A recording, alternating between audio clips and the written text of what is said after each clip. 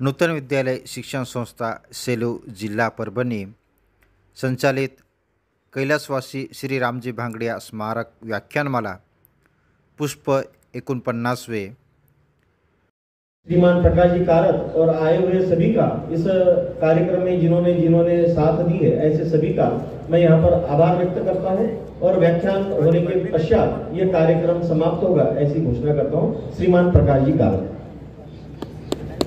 इस सभा के अध्यक्ष आदरणीय श्री सत्यनारायण जी लोया, विशिष्ट अतिथिगण और भाइयों और बहनों, मैं नूतन विद्यालय शिक्षा संस्था के प्रति आभारी हूँ कि उन्होंने मुझे आज श्री रामजी भांगडिया व्याख्यानमाला में ये भाषण देने के लिए मुझे आमंत्रित किया है। मैं आप सबके प्रति आभारी व्यक्त करता हूँ कि आपने मुझे ये इस तरह सम्मानित किया है, इस व्याख्यानमाला में बुला के अपनी बात रखने के लिए। साथियों, इस लेक्चर के लिए मैंने हमारे संविधान का जो 75 साल पूरा हुआ है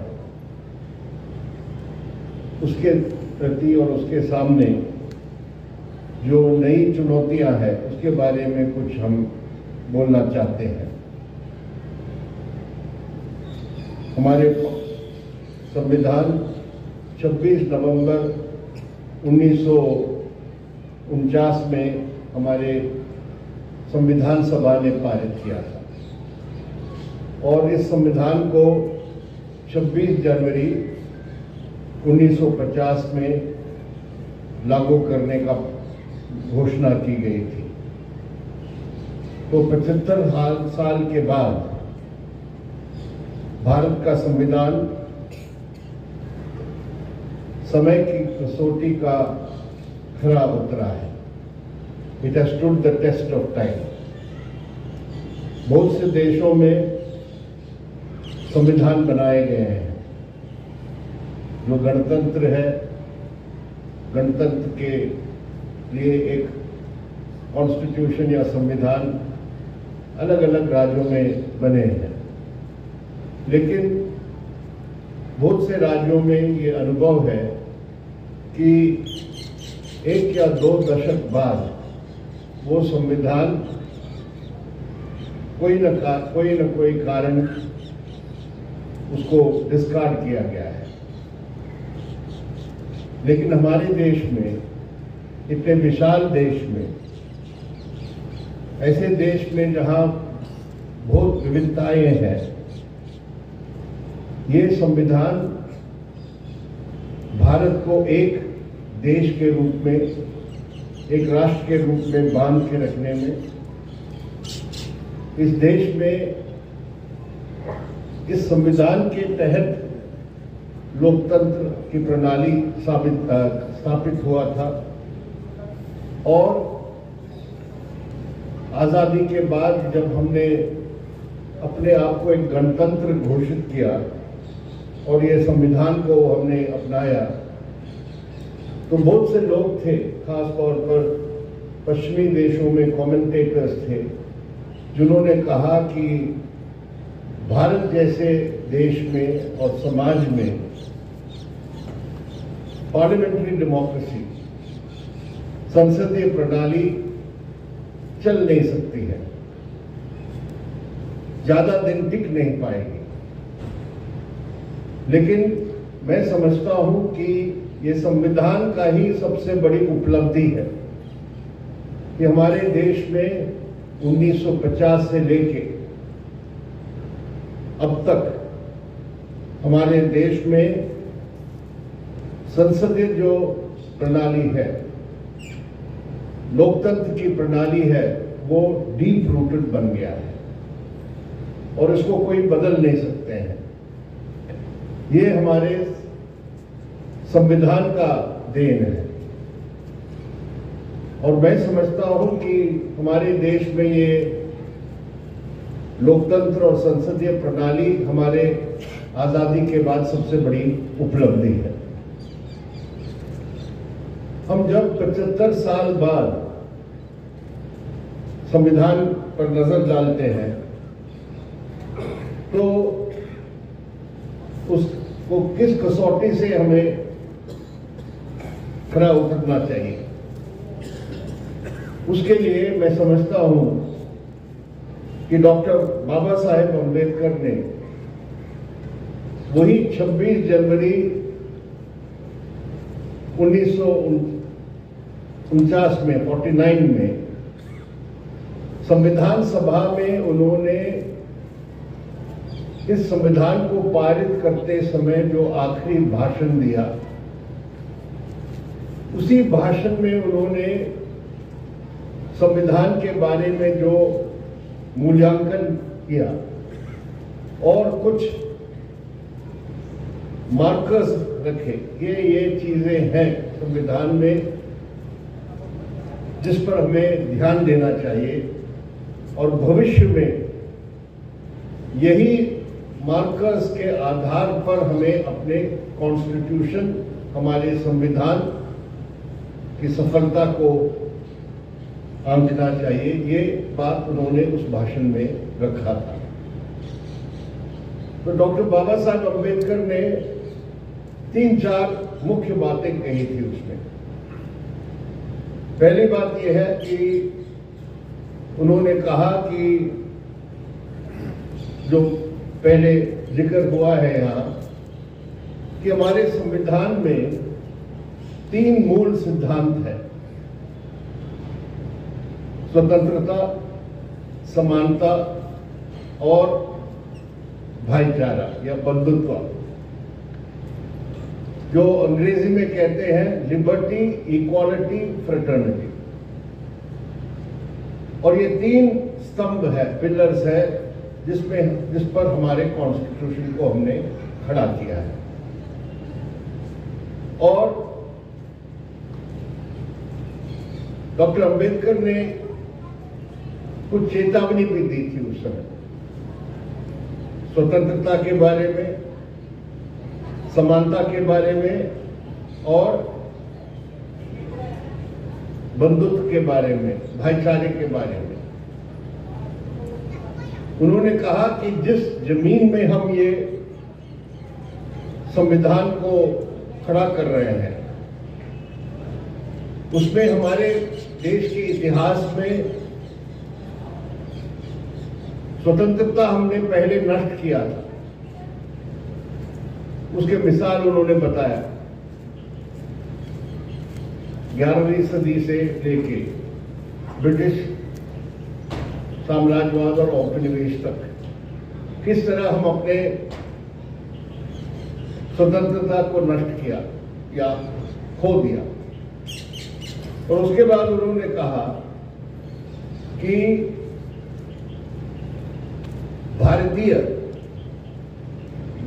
नागरिक क्या देश को धर्म के ऊपर देखेंगे या धर्म को देश के ऊपर देखेंगे। अगर धर्म को देश के ऊपर देखेंगे तो आगे हम ये स्वतंत्रता को खो सकते हैं।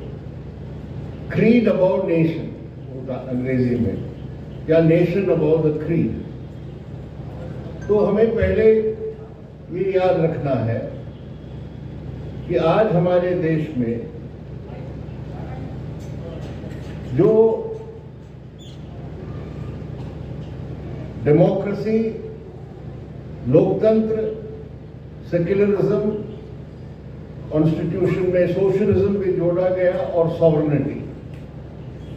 इसका मतलब लोकतंत्र, धर्मनिरपेक्षता और समाजवाद और संप्रभुता जो प्रियम्बल में है, उसमें लोकतंत्र के लिए डॉक्टर अंबेडकर ने कहा कि सिर्फ राजनीतिक लोकतंत्र काफी नहीं है, राजनीतिक लोकतंत्र के साथ सामाजिक लोकतंत्र की भी जरूरत है। सोशल डेमोक्रेसी उन्होंने कहा, और सोशल डेमोक्रेसी के साथ साथ बंधुत्व की भी जरूरत है, फ्रेटर्निटी की भी जरूरत है। वो फ्रेटर्निटी का परिभाषा करना मुश्किल है थोड़ा, एग्जैक्ट मीनिंग, भाईचारा, बंधुत्व, इसका मतलब नागरिकों के आपस में, चाहे वो किसी भी भाषा के हो, जात के हो, लिंग के हो, धर्म के हो, उनके बीच में आपस के भाईचारा का रिश्ता कायम होना चाहिए, तभी ये लोकतंत्र चल सकता है। और उसमें उन्होंने चेतावनी दिया कि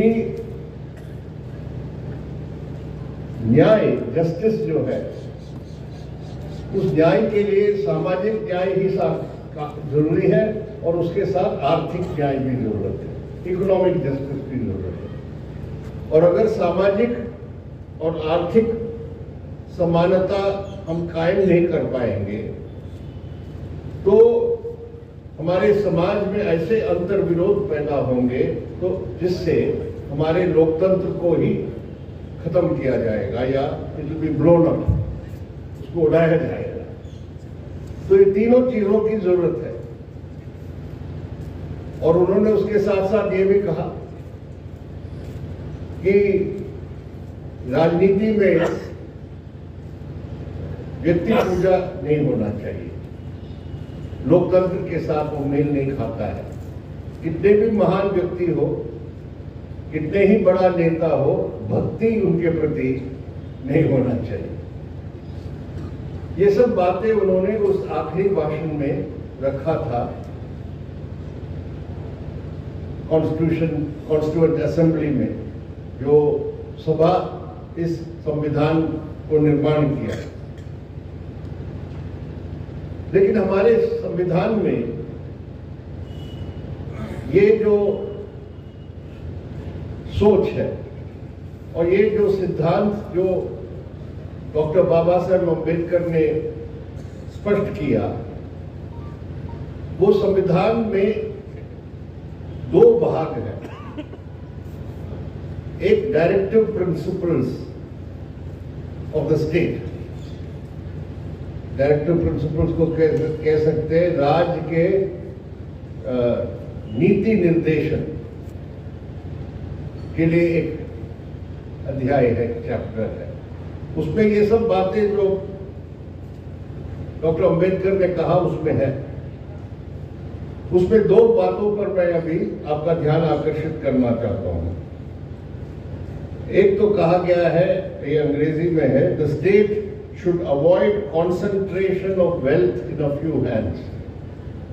राज्य को कुछ चंद हाथों, लोगों के हाथों में संपत्ति का केंद्रीकरण करने से रोकना चाहिए या उसको अवॉइड करना चाहिए।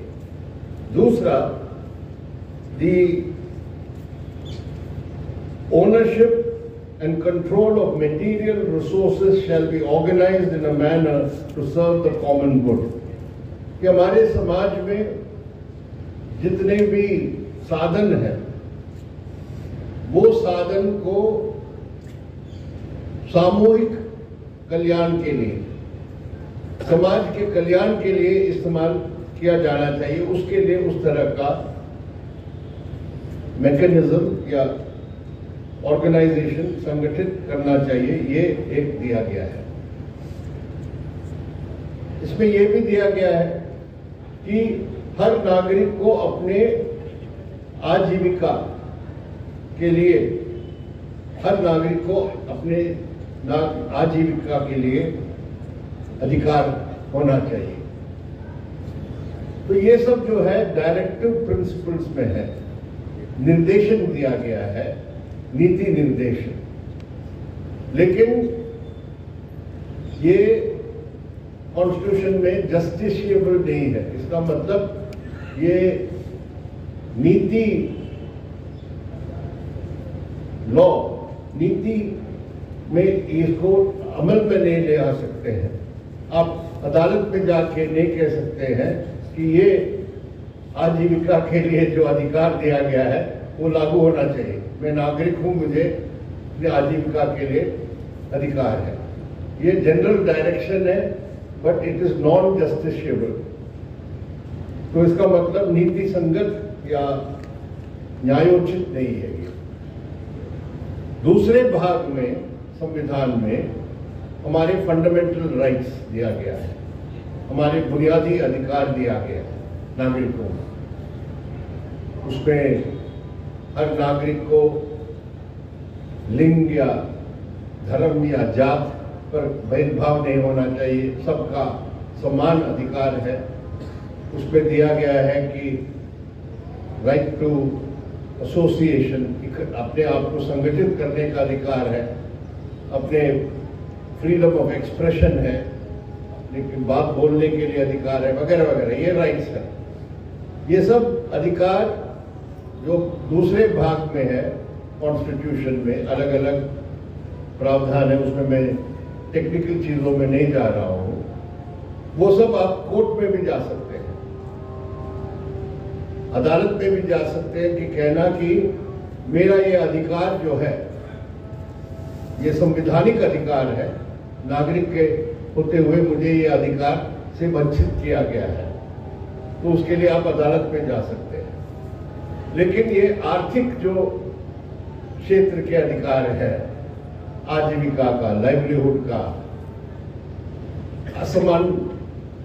असमानता जो बढ़ती है, किसी चंद हाथों में संपत्ति इकट्ठा होता है, इसके खिलाफ आप कोर्ट में नहीं जा सकते, अदालत में नहीं जा सकते। मेरी समझ में ये एक कमजोरी है कॉन्स्टिट्यूशन। ये सब इस पर डिबेट हुआ था, काफी बहस हुई थी संविधान सभा में, लेकिन अंत में तय किया गया कि ये जनरल डायरेक्शन दिया जाए, नीति निर्देश दिया जाए, लेकिन ये अधिकार कानूनी अधिकार के रूप में कोर्ट में जाके इसको एनफोर्स करने के लिए कोई जरूरत नहीं है। तो इसका मतलब इसका अभी 75 साल के अनुभव से हम कह सकते हैं कि जो समानता की बात है, जो हम डॉक्टर अंबेडकर ने कहा ये बुनियादी हमारे सिद्धांत है संविधान में, वो समानता कायम होने के बजाय हमारे समाज में घोर असमानता पैदा हुआ है, आर्थिक असमानता, जिससे आज जो विश्व पैमाने पर एक मशहूर अर्थशास्त्री इकोनॉमिस्ट है थॉमस पिकेटी, वो अलग अलग देशों में वहां के अर्थव्यवस्था पर अध्ययन करके असमानता पर किताब लिखा है। उनके लिए लेटेस्ट किताब में उन्होंने कहा है कि भारत में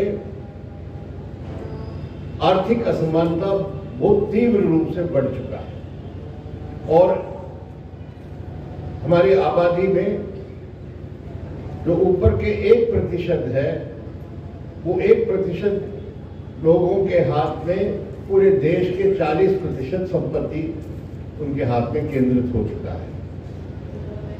तो ये असमानता अगर इस तरफ बढ़ता है, ये हमारे लोकतंत्र के लिए खतरा होगा। जो जिस पर इशारा किया था डॉक्टर अंबेडकर ने कि अगर हमारे देश में करोड़ों लोग के लिए रोजगार, उनके लिए पूरा खाना, मकान वगैरह प्राप्त नहीं होता है, और दूसरी ओर कुछ चंद लोगों के हाथ में तमाम साधन और संपत्ति केंद्रित होता है, तो इसका असर जरूर हमारे लोकतंत्र पर पड़ेगा। जिनके पास तमाम साधन है वो हमारे लोकतंत्र में ऐसे हस्तक्षेप करेंगे,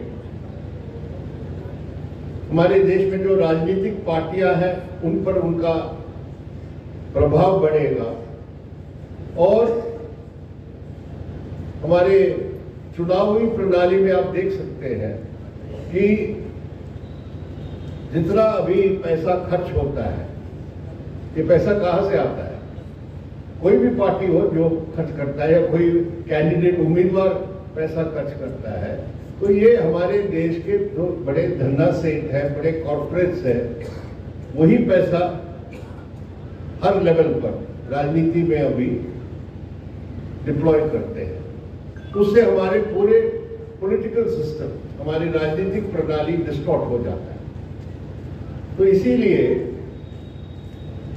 ये जो आर्थिक समानता के लिए जो प्रयास होना चाहिए था और कॉन्स्टिट्यूशन में जो नीति निर्देश दिया था इसके प्रति, लेकिन उसको एनफोर्स करने के लिए कोई मैकेनिज्म नहीं था कॉन्स्टिट्यूशन में, तो it became a general pious wish, ये होना चाहिए, इस तरह होना चाहिए। तो ये एक चुनौती हमारे सामने अभी है। इस पर काफी डिस्कशन और बहस अभी हो रही है। लोग समझते हैं कि कॉन्स्टिट्यूशन एक कानूनी डॉक्यूमेंट है, ये लीगल डॉक्यूमेंट नहीं है। लीगल एस्पेक्ट्स कुछ है, इसमें पहलू है, लेकिन राजनीतिक डॉक्यूमेंट है। जो लोग हमारे स्वतंत्रता संग्राम में भाग लिए थे, आजाद भारत में किस तरह के हमारे राजनीतिक प्रणाली होना चाहिए, गणतंत्र होना चाहिए, तो गणतंत्र का मतलब क्या है, उसके मुताबिक, उसके अनुसार कॉन्स्टिट्यूशन या संविधान कैसे बनाया जाए, वो सब आप संविधान सभा के बहस और डिबेट्स देखेंगे तो ये सब राजनीतिक मामला है जिस पर डिस्कशन से फैसला हुआ है। तो ये स्वाभाविक है कि ये संविधान में अगर कोई कमियां या त्रुटियां आती है तो उस पर बहस करना स्वाभाविक है। हम ये नहीं कहते हैं कि ये संविधान 1950 में जो घोषित हुआ है उसका एक भी शब्द बदला नहीं जा सकता है, एक भी प्रावधान उसमें बदला नहीं जा सकता है। वो संविधान में ही उसके लिए संशोधन के लिए, कॉन्स्टिट्यूशन में अमेंडमेंट के लिए एक प्रोसेस या प्रक्रिया दिया गया है। वही पार्लियामेंट, हमारे देश के लोकसभा और राज्यसभा, संसद, और जरूरत है तो राज्यों के जो विधानसभा, जिसमें राज्यों को भी अगर किसी बदलाव में असर पड़ेगा तो उनको भी उसमें अपनी राय देनी पड़ेगी, तभी संशोधन हो सकता है। तो वो अभी बहस जो चल रही है हमारे कि जो अभी हमारे सामने चुनौतियां हैं, एक तो मैंने कहा कि समानता, समता को हम जिस तरह संविधान को चलाया है उससे समता बना नहीं है, तो उसको ठीक करने के लिए क्या करना चाहिए? या हम मान ले कि हमारे देश में जैसे अभी हमारे लोकतंत्र है या संसदीय प्रणाली है, ऐसे ही चलेगा, जिसमें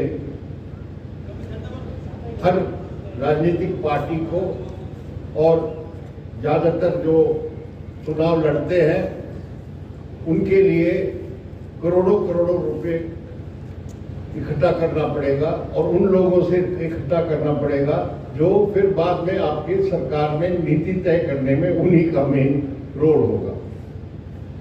ये इस तरह की डेमोक्रेसी हमें आगे ले जाना है। नहीं ले जाना है तो क्या कोई संविधान में भी संशोधन की जरूरत है, इसके लिए ये एक बात विचार के लिए है। उस पर हमारे कोई अभी इसमें जवाब या हल नहीं है, लेकिन इस पर विचार करने की जरूरत है। समानता की दूसरा एक पहलू है, वो है सामाजिक समानता। और सामाजिक समानता पर विशेष रूप से संविधान में ध्यान दिया गया है। मेरे ख्याल में दुनिया में और कोई ऐसे संविधान नहीं है जिसमें ये सामाजिक असमानता और सामाजिक जो हमारे समाज में जो भेदभाव और शोषण रहा है सामाजिक तौर पर, उसके प्रति तो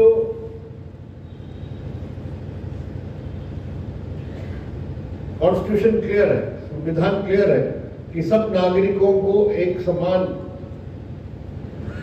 देखा जाएगा, एक समान ट्रीट किया जाएगा। उसमें कोई जातीय आधार पर या लिंग के आधार पर या भाषा के आधार पर या धर्म के आधार पर कोई पक्षपात या भेदभाव नहीं हो सकता है। लेकिन क्योंकि हमारे समाज में सदियों से हमारी जातीय व्यवस्था रहा है और ऐसे जातियां रहे हैं जो हमारे वर्ण व्यवस्था के बाहर है, जिस पर शोषण रहा है सदियों से, तो हमारे संविधान में ये भी प्रावधान है कि शिक्षा और सरकारी बैंक के नौकरियों में आरक्षण का प्रावधान दिया गया है। और बैकवर्ड क्लासेस जिसको कहते हैं, पिछड़ी जातियों के लिए, वर्गों के लिए, ये बहुत कम, कई और इस तरह के किसी और देश में नहीं है, क्योंकि ये जातीय व्यवस्था हमारे देश की विशेषता है। तो उसको डील करने के लिए, और अगर समानता की जरूरत है और उस समानता के आधार पर बंधुत्व कायम होना है, पनपना है, तो उसके लिए संविधान में एक सीमित तौर पर यह दिया गया है कि हम आरक्षण के लिए भी प्रावधान रखेंगे। तो लेकिन डॉक्टर अंबेडकर एक बहुत उनका साफ समझ था कि आरक्षण से कोई असली समानता कायम नहीं होने वाला है। ये अंग्रेजी में उन्होंने कहा, ये पैनासिया नहीं है, it is not a cure for the problem.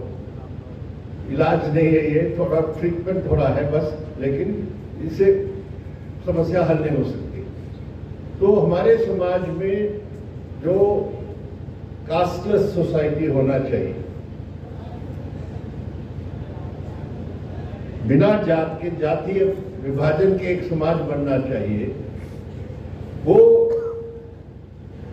संविधान का काम नहीं है। संविधान तो आइडियल बताया ये होना चाहिए समाज में, और इसीलिए वो काम जो है वो राजनीतिक है, सामाजिक क्षेत्र में है, जनता के बीच में हमारे जो सामाजिक कर्तव्य है इसको करने के लिए, वो सब जो है वो दोष हम संविधान पर नहीं डाल सकते हैं कि 75 साल बाद भी आज भी हमारे देश में जातीय भेदभाव और विभाजन है। लेकिन संविधान ने सही दिशा बताया कि अगर आप इस रास्ते पर नहीं चलेंगे तो समानता स्थापित नहीं हो सकता है, और जब तक समानता स्थापित नहीं होगा लोकतंत्र अधूरा रहेगा। तो ये सवाल भी आज भी ज्वलंत है, आज भी ये मुद्दा हमारे सामने है कि हमारे समाज में जो सामाजिक बुराइयां हैं वो सिर्फ जातीय भेदभाव और जातीय डिविजन का ही सवाल नहीं है। लिंग के आधार पर जो हम कहते हैं कि पुरुष और महिला के बीच में बराबरी होनी चाहिए, समानता होनी चाहिए और लिंग पे आधार पर भेदभाव नहीं होना चाहिए, वो कॉन्स्टिट्यूशन में है, क्योंकि वो संविधान में अधिकार है महिलाओं के लिए। तो थोड़ा बहुत उसमें प्रगति हुई है कि महिलाओं को अलग अलग क्षेत्रों में बराबरी के आधार पर या बराबरी के लिए कोशिशें हुई है और कुछ उसमें प्रगति हुई है। लेकिन अभी भी क्या है कि महिलाओं के लिए समानता या बराबर की अधिकार अभी भी आमतौर पर हम नहीं कह सकते पूर्ण रूप से स्थापित हुआ है। और राजनीतिक क्षेत्र में अगर देखा जाए, बहुत बहस के बाद, बहुत टालने के बाद, बहुत हिचकिचाहट के बाद अंत में संविधान का संशोधन हुआ था 2023 में कि महिलाओं को 1/3 आरक्षण दिया जाए संसद में और राज्यों के विधानसभाओं में। उसके इतिहास में जाने की जरूरत नहीं है कब से ये शुरू हुआ, लेकिन ये पास हुआ है, संशोधन हुआ है, लेकिन ये अमल में कब आएगा अभी भी कहते हैं पहले जनगणना होना चाहिए, सेंसस, जनगणना के बाद डिलिमिटेशन, परिसीमन का प्रोसेस प्रक्रिया होगा, उसके बाद ही उसने जो क्षेत्र तय किए जाएंगे उसके आधार पर हम करेंगे। तो महिलाओं को और भी इंतजार करना पड़ेगा। पास तो हो गया संविधान में संशोधन, लेकिन मेरे ख्याल में और 1 दशक लगेगा। अगर ये टाइम टेबल है तो 1 दशक और लगेगा जब 1/3 कम से कम मिलेगा। तो ये आरक्षण देने की बात क्यों है? क्योंकि समाज में, राजनीति में महिलाओं को हम बराबर के दर्जा नहीं दे पा रहे, तो कंपल्सरली, अनिवार्य रूप से संशोधन करके संवैधानिक एक आरक्षण देने की जरूरत पड़ी है। तो इसमें अभी संविधान 75 साल के बाद इन चुनौतियों में एक और चुनौती है, वो है हम संविधान भारत को किस रूप से देखा है, हमारे राज सत्ता का ढांचा किस रूप से देखा है, कि उसमें एक संघवादी ढांचा भी है। India is a union of states का मतलब राज्यों का संघ है। एक केंद्र लेवल का सरकार है और राज्यों के भी अलग अलग सरकारें हैं, सेंटर है, स्टेट्स है। तो संविधान में केंद्र को जो अधिकार दिया गया है और राज्यों को जो अधिकार दिया गया है उसका अलग अलग सूची है, लेकिन ज्यादा पावर केंद्र को दिया गया है, ये बात सही है। लेकिन राज्यों को भी अधिकार है, उसके वित्तीय क्षेत्र में अधिकार है, राजनीतिक क्षेत्र में अधिकार है, शिक्षा के क्षेत्र में, कृषि के क्षेत्र में, अलग अलग क्षेत्र में राज्य सरकारों के लिए और राज्यों के लिए अधिकार है।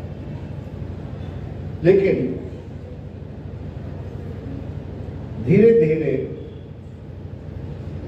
क्या हुआ है कि जो संघवादी ढांचा है, फेडरल स्ट्रक्चर है, वो कमजोर होते जा रहा है और केंद्र के हाथ में ज्यादा पावर केंद्रित हो रहा है, अति केंद्रिता हो रहा है। ये अभी नहीं, काफी 2-3 दशक पहले शुरू हुआ है। और इस पे ये बात ध्यान देने की जरूरत है कि हमारे भारत में जितने भी राज्य हैं, एक एक राज्य को देखिए। महाराष्ट्र को देखिए, महाराष्ट्र की आबादी यूरोप के बहुत से देशों की आबादी से ज्यादा है। पश्चिम बंगाल, तमिलनाडु, उत्तर प्रदेश, अलग अलग प्रदेशों के अपने अपने भाषा है, संस्कृति है और आर्थिक गुणवत्ता है। इस सब को एक लाइन में एक ही पैटर्न में चलाना असंभव है। इसीलिए बार बार हम कहते हैं कि इंडिया का मतलब, भारत का मतलब यूनिटी इन डाइवर्सिटी, विविधता में एकता है। वो एकता तभी मजबूत होगा जब हम उस विविधता को भी पहचानते हैं और उनको स्थान देते हैं। तो मणिपुर में जो हमें वहां के राजनीतिक और आर्थिक और सांस्कृतिक वहां का जो स्वरूप है, हम नहीं कह सकते हैं कि वो उत्तर प्रदेश जैसे हो। बहुत कॉम्प्लिकेटेड है। अभी भी हम देख रहे हैं वो वहां विभाजन कैसे है। दो बड़े समूह है, एक है मेइते और दूसरा है जो कुकी जिसको कहते हैं। उनके बीच में दरार है, इसी से कॉन्फ्लिक्ट पैदा हुआ। उन दोनों को कैसे साथ मिला के चलाए, नहीं तो मणिपुर नहीं रह सकता है। ये बहुत आसान काम नहीं है, बहुत समझ के काम करने की जरूरत है। लेकिन जो हमेशा केंद्र में सरकार में आते हैं, उनका हित यह है कि सब सेंट्रलाइज कर दे हाथ में। इमरजेंसी के जमाने में श्रीमती इंदिरा गांधी ने संविधान में कुछ संशोधन ले आए। वो संशोधन ऐसे थे कि किस तरह पूरे केंद्र के हाथ में और ले। उसके खिलाफ विद्रोह हुआ इमरजेंसी के खिलाफ, और उसके बाद इमरजेंसी के बाद ज्यादातर ये संशोधन को रद्द किया गया 42nd 43rd अमेंडमेंट कॉन्स्टिट्यूशन में। फिर एक धारा है संविधान में 356 से हमारा बहुत नजदीक वास्ता रहा है, क्योंकि केरल में पहली बार हमारी पार्टी कांग्रेस पार्टी 1957 में 57 में चुनाव जीत के केरल प्रदेश उसी समय बना था 56 में, भाषा के आधार पर मलयालम बोलने वाले कुछ लोग तमिलनाडु के हिस्से में थे, कुछ लोग उस तरफ थे, सबको मिला के जैसे संयुक्त महाराष्ट्र बाद में बना उस तरह बना। पहला चुनाव हुआ तो उसमें कांग्रेस पार्टी को बहुमत मिल गया, 2 सीटों का बहुमत, बस 120 या 125 में से सिर्फ 2 का बहुमत था। केंद्र सरकार में कांग्रेस पार्टी थी उस समय, कांग्रेस का पूरा बोलबाला था। पूरी कोशिश की उन्होंने पहले कुछ विधायकों को तोड़ने के लिए, लेकिन कोई टूटे नहीं। फिर अंत में उन्होंने धारा 356 इस्तेमाल किया। उसका मतलब क्या है? धारा 356 में क्या कहा गया है कि अगर किसी प्रदेश में संवैधानिक मशीनरी में ब्रेकडाउन होता है, कॉन्स्टिट्यूशन मशीनरी ब्रेकडाउन होता है, तब गवर्नर रिपोर्ट दे सकते हैं और उस रिपोर्ट के आधार पर केंद्र वहां उस सरकार को बर्खास्त करके, असेंबली को भंग करके केंद्र शासन लागू कर सकते हैं। तो उसका पहले शिकार हम बने थे केरल में। तब से हम ये 356 के खिलाफ है। गवर्नर कौन होता है? केंद्र सरकार नियुक्त करते हैं। हमेशा वो केंद्र सरकार में कौन सी पार्टी है शासक पार्टी, उन्हीं के लोगों को गवर्नर पर बना के बिठाते हैं। तो गवर्नर रिपोर्ट भेज दे बस कि संवैधानिक यहाँ का व्यवस्था में बस तहस नहस हो गया, बस उसके बाद भंग कर दो सरकार को। अभी उस पर कुछ सुरक्षा है। सुप्रीम कोर्ट ने बाद में बम्बई जजमेंट में कहा कि ये इस तरह मनमानी ढंग से नहीं हो सकता है। गवर्नर अगर ऐसे रिपोर्ट देते हैं, वो रिपोर्ट पर जब राष्ट्रपति उस पर लागू करते हैं, वो रिपोर्ट को सुप्रीम कोर्ट में जाके हम चैलेंज कर सकते हैं। रिपोर्ट देना पड़ेगा कोर्ट को उनके निरीक्षण के लिए, और उसके बाद पार्लियामेंट में इसका अप्रूवल होना चाहिए। उसमें भी हेराफेरी होता था पार्लियामेंट में, उसको भी टाल देते थे। ये सब कुछ सेफ गार्ड दिया गया। तो मेरा कहना इसलिए है कि हमारे देश में ज्यादातर जैसे विकास का काम है, ये केंद्र सरकार नहीं करते हैं। यहाँ महाराष्ट्र के विकास का काम, यहाँ औद्योगिकरण करना, यहाँ सड़कों को बनाना, स्कूल अस्पताल स्थापित करना, ये सब राज्य सरकार का काम है। पूरे डेवलपमेंट का काम राज्य सरकार करती है, लेकिन सब अधिकार वहां केंद्रित किया गया है। आप जो टैक्स देते हैं आपके आमदनी पर, उस टैक्स का बहुत कम हिस्सा राज्यों को मिलता है, ज्यादातर केंद्र के हाथ में है। तो धीरे धीरे केंद्र के हाथ में तमाम साधन भी इकट्ठा हुआ है, और राज्य सरकारों को अभी दिल्ली दरबार में जाके भीख मांगना पड़ता है। मैं थोड़ा इस प्रोजेक्ट के लिए पैसा दीजिए, उसके लिए ग्रांट दे दो वगैरह। तो ये हमारे एकता के लिए, देश की एकता के लिए अच्छी बात नहीं है, क्योंकि इससे अलग अलग तरीके के असंतोष पैदा होगा, और वो असंतोष का फायदा हमारे देश में विघटनकारी भी ताकतें हैं, वो समझना जरूरी है। जैसे उत्तरी पूर्वी इलाके में वो असंतोष हमेशा इस रूप में लिया जाता है कि हमारे एथनिक कम्युनिटी है, हमारे इस ट्राइबल कम्युनिटी है, इसके प्रति ये भेदभाव है। तो उसको उकसाया जाता है कि ये भारत के जो शासक है ये हमारे खिलाफ है, तो हमें अलग होना चाहिए। इस तरह के अलगाव का जो है, इस तरह के प्रवणता बढ़ता है। तो इसीलिए संविधान में सोचे समझे जो कुछ बातें रखी गई है कि India is a union of states, अलग अलग राज्यों का संघ है, इसका चरित्र बदलना खतरनाक है हमारे समय में। लेकिन अभी उस पर भी सवाल है। जैसे मैंने कहा, संविधान के प्रति हमारा रुख ये नहीं होना चाहिए कि कुछ भी नहीं बदला जा सकता है। संविधान को सुधारने की भी जरूरत हो सकता है, किसी न किसी क्लॉज को, प्रावधान को। जैसे मैंने कहा, जो संविधान में संशोधन हुआ महिलाओं के लिए 1/3 आरक्षण देना, वो स्वागतमय है, क्योंकि महिलाओं की बराबरी का सवाल है। और राजनीति में, पॉलिटिक्स में उनकी बराबरी नहीं है, चुने हुए नुमाइंदे के क्षेत्र में उनकी बराबरी नहीं है। जैसे पंचायत में वगैरह पहले किया था, अभी वो पार्लियामेंट में और विधानसभा में कर रहे हैं।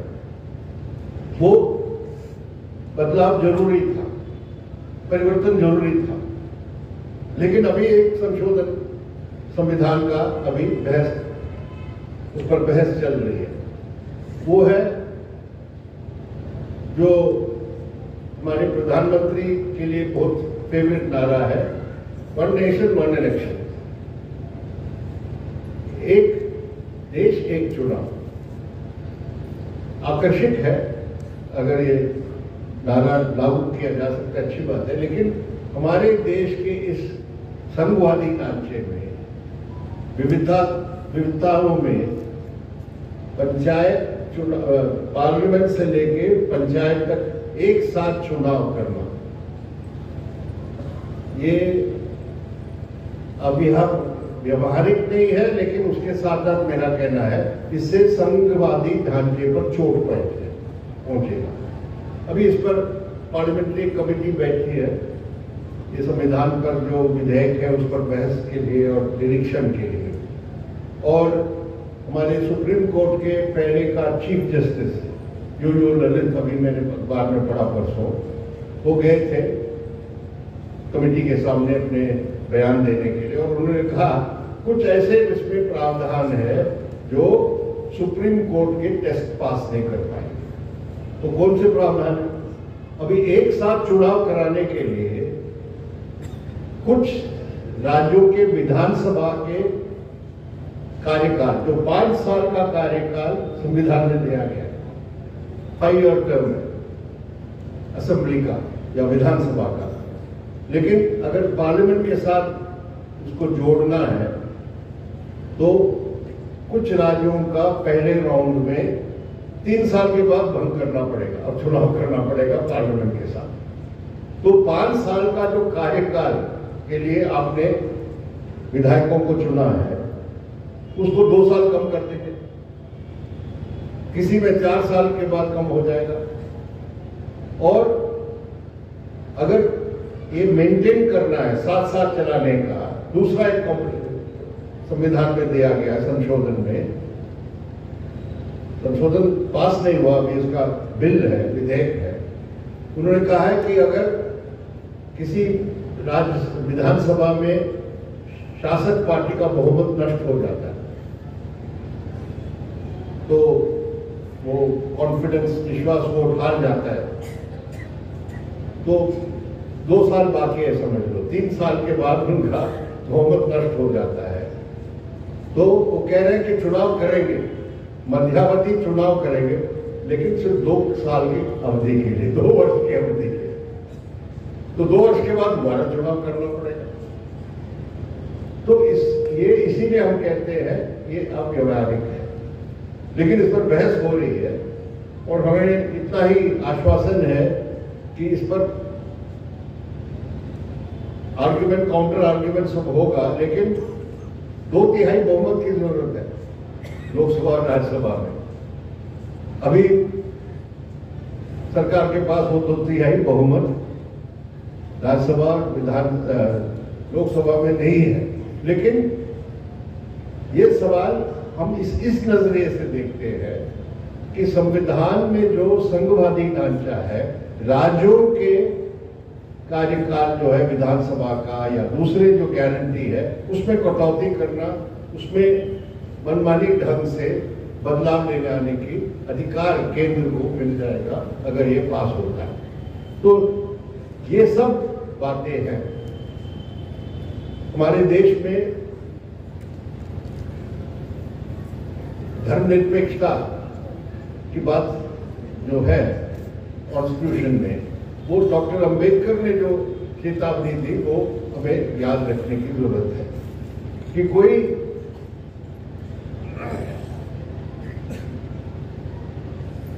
पार्लियामेंट्री डेमोक्रेसी में, लोकतांत्रिक प्रणाली में बहुमत जिसको प्राप्त होता है वही राज करता है, जिनको बहुमत प्राप्त करता है, जो वोटों की बहुमत है उन्हीं के लिए राज करने का, सरकार बनाने का अधिकार है। लेकिन बहुमत के आधार पर, सिद्धांत पर राज या सरकार कायम करना और बहुसंख्यक राज चलाना, इसका मतलब हमारे धर्म के लिए, हमारे भाषा बोलने के लिए, हमारे एथनिक कम्युनिटी के बहुमत है, उस बहुमत के आधार पर हम दूसरों पर अपने राज थोपेंगे, ये सेक्युलर नहीं है। तो ये भी हमें चेतावनी जो अंबेडकर ने दिया था वो भी हमें याद रखने की जरूरत है। तो इसीलिए कुल मिला के कहा जाए 75 साल हमारे भारत का संविधान हमारे देश के जनतंत्र को, लोकतंत्र को, हमारे देश के एकता को और हमारे देश के नागरिकों को न्यूनतम अधिकार और इंसाफ देने के लिए सक्षम रहे हैं और सफल रहे हैं। इसीलिए आज हम उसी संविधान को पूरी तरह आदर करते हैं। उसमें कुछ पहलुओं में कुछ मैंने कहा सुधार के लिए या बदलाव के लिए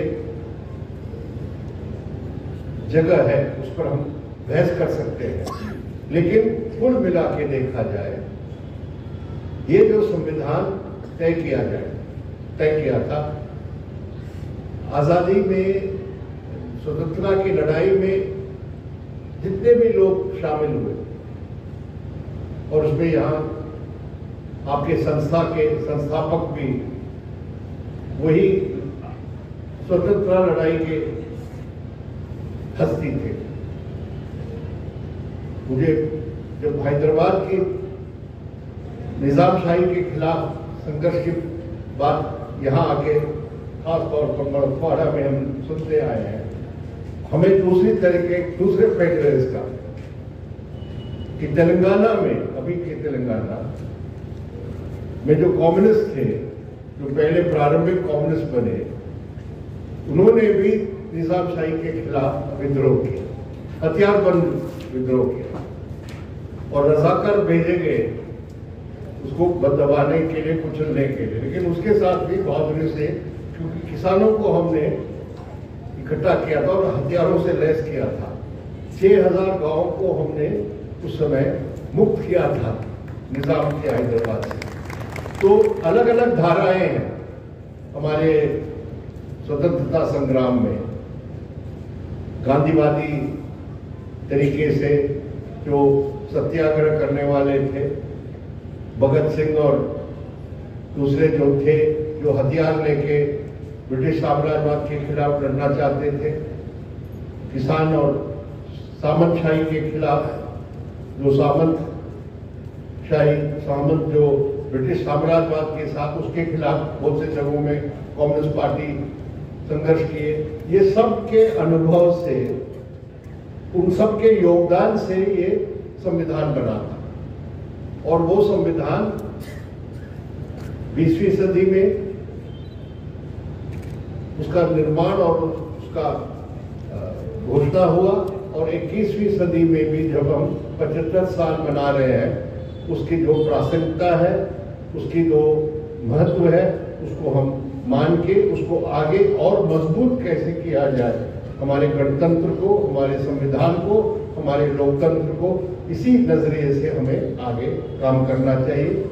मैं आप सब के प्रति आभारी हूँ, आपने मुझे ये मौका दिया कुछ संविधान के बारे में आपके साथ विचार विमर्श करने के लिए। धन्यवाद।